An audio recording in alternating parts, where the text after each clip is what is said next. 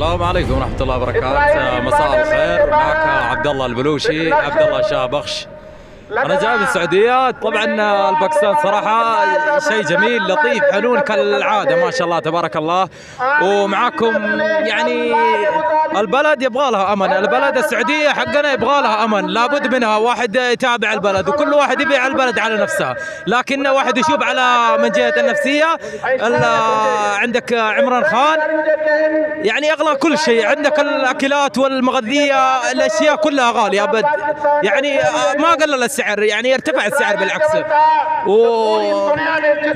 الله يسعدكم.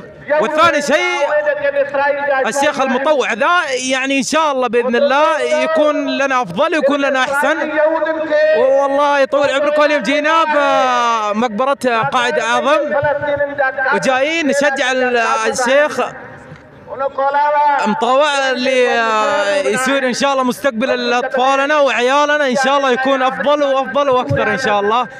والله يسعدكم. وهذا اللي كان معانا، معاكم عبد الله شاه بخش من المملكة العربية السعودية.